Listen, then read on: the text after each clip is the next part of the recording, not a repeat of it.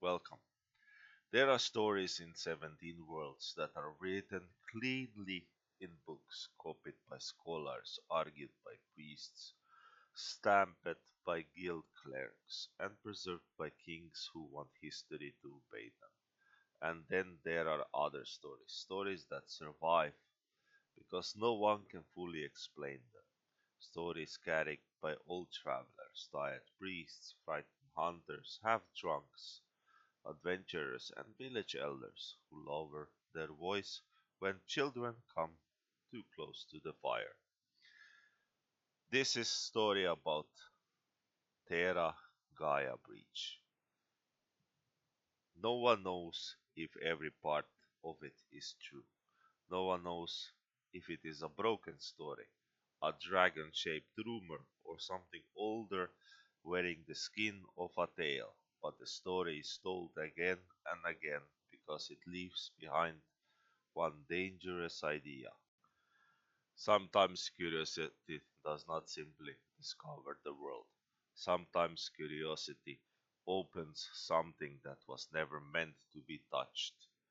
Around 250 years of closed portal age, long before the official world portals opened somewhere on Terra, an unknown young being found a ruined village.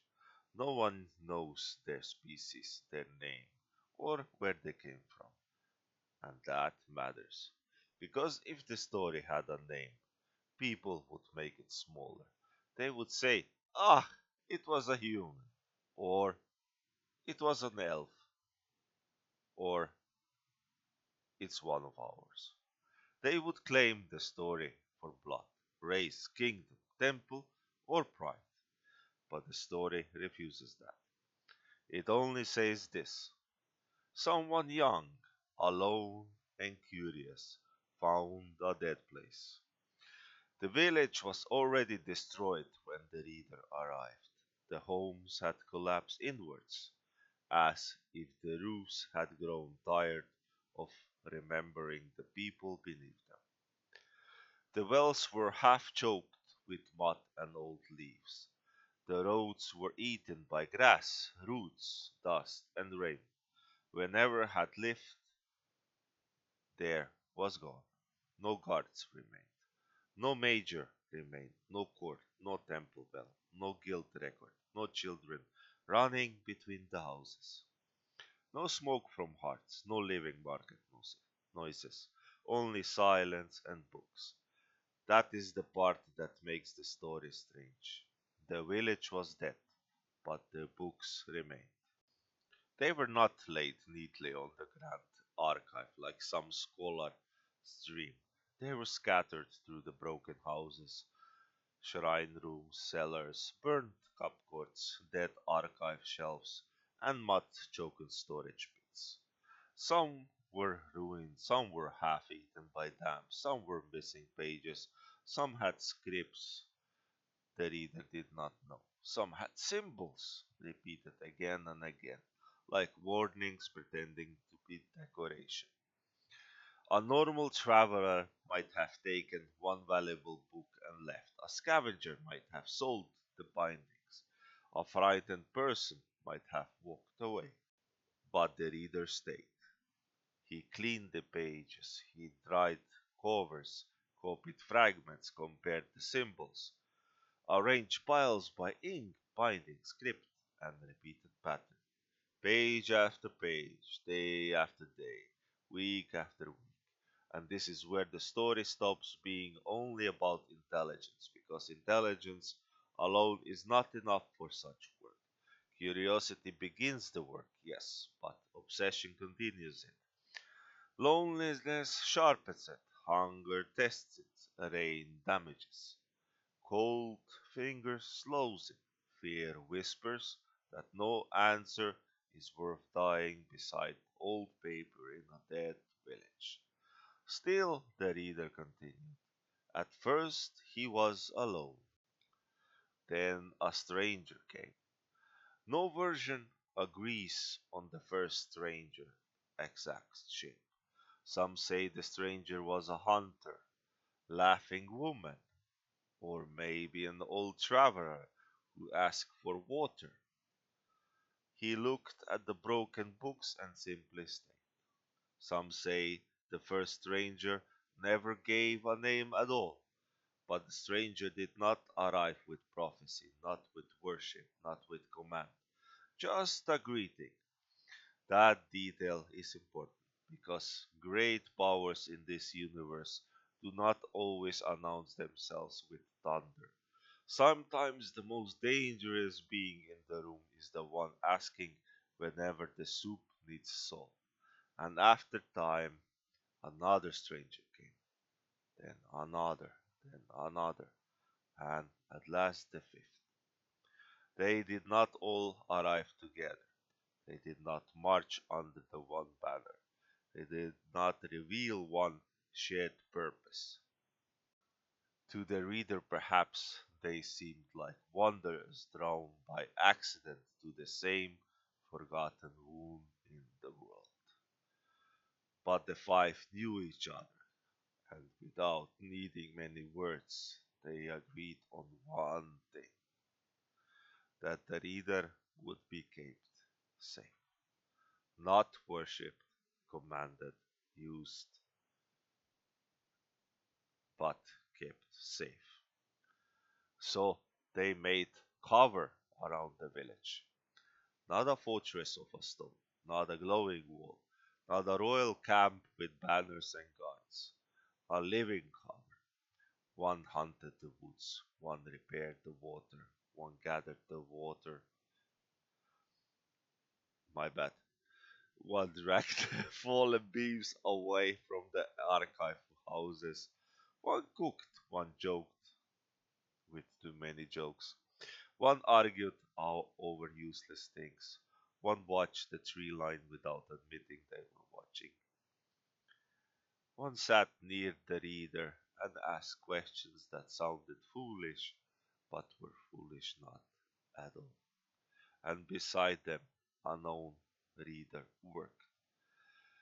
That is the haunting part of the myth. The reader may have not understood what had gathered around. They may have thought that they found companions. Strange ones, yes. Too calm, perhaps. Too strong in quiet ways. Too watchful when the wind changed. But still companions, nonetheless. The animals knew before the reader did. Wolves stopped entering the village edge. Birds avoid certain roof lines. Night predators turned aside. Even things that should not fear ordinary mortals refused to cross the outer grass. The five strangers were cheerful, but the land was terrified of them. Still, the reader continued decoding the books, and then one day the work answered. The reader activated, and the breach opened. Not the world portals, not the full 17 world networks, not the great destined meeting of civilization. Only Terra, only one hidden wound between the Terra and Gaia, opening inside a ruined village that no one could fully find anymore. Imagine that for a moment. No army standing ready, no king giving command, no guild master recording safety terms, no priest declaring doctor. Just a young unknown reader, five strangers, old books, dead walls, and a door that should have not opened. Only then did the five strangers reveal what they truly were. They were Alpha and Omega Gaia Elder Dragons. Not ordinary dragons, not mortal dragonline rulers, not beasts to be hunted, owned, ranked, or placed neatly into civilized understanding, but Gaia Elder Dragons, ancient, sovereign, impossible to command, old enough that even their kindness could feel like a calamity deciding to smile. No reliable account preserves what the reader said when they learned the truth. Some say the reader fell silent. Some say he cried. Some say he laughed because they had suspected something was wrong for weeks. Some even say he asked whenever the dinner was still cooking. Some say he tried to apologize, but the other side says that the dragons apologized first. That might be the most unsettling version, because why would dragons apologize? What did they know? What did they allow? Why did they hope the reader would do? Some Gaia Elder Dragons came through Terra Breach. Others remained on Gaia. Some waited until the official world portals will open later. The breach did not end the closed portal age. It did not allow ordinary civilization to travel between the worlds. It did not become a road for merchants, armies, priests, guilds, nobles, or settlers. It was a wound, a secret, a mistake, or even maybe a test.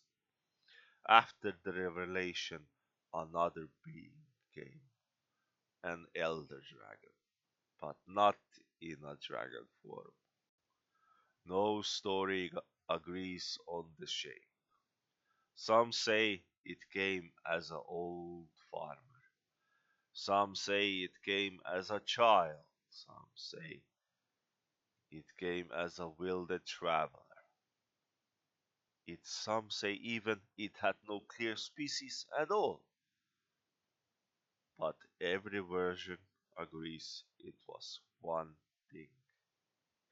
It carried no ill intent towards the reader, and it offered him one wish, any wish. No one knows what was asked.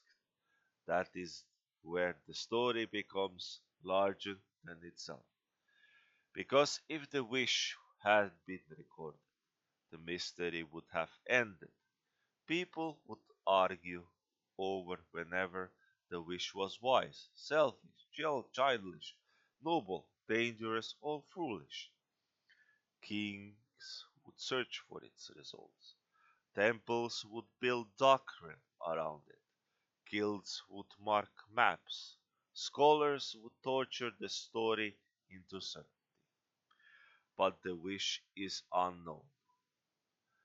No one knows whenever it changed the reader, changed the village, changed the Terra, changed Gaia.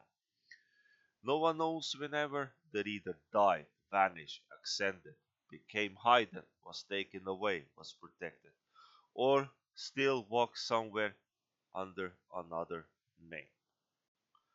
No one even knows where this village is.